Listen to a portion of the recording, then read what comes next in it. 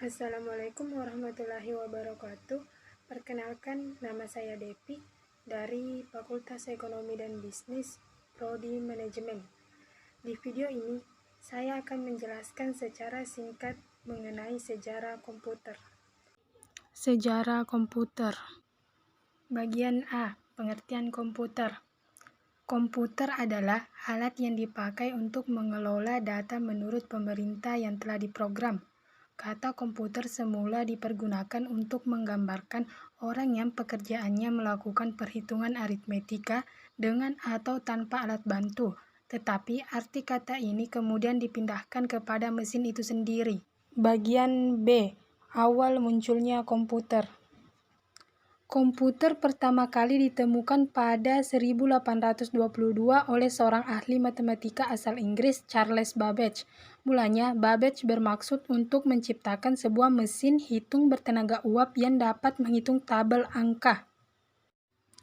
Bagian C, sejarah perkembangan komputer digital. Komputer digital pertama kali mulai dikembangkan pada tahun 1930.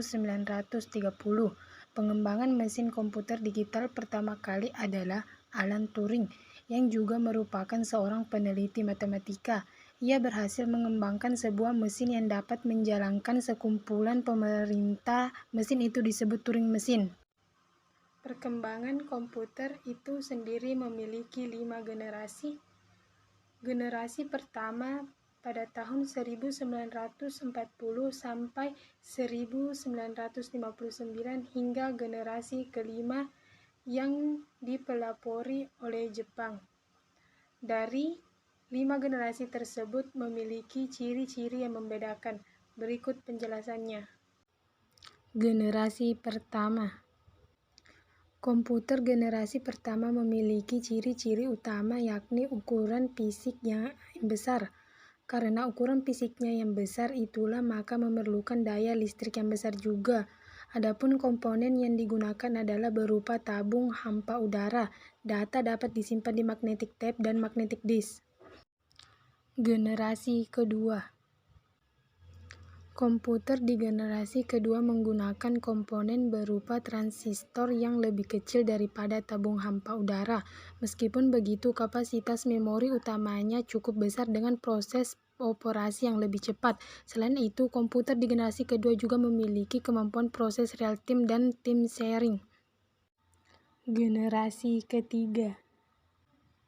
Komputer di generasi ketiga sudah memiliki ukuran lebih kecil karena menggunakan komponen 4 integrated circuits, sehingga hemat penggunaan listrik. Proses operasinya berjalan lebih cepat dan tepat dengan kapasitas memori yang jauh lebih besar. Magnetic disk yang digunakan memiliki sifat random access. Generasi keempat. Personal komputer PG sudah mulai berkembang di generasi ini. Contoh produknya adalah Apple II.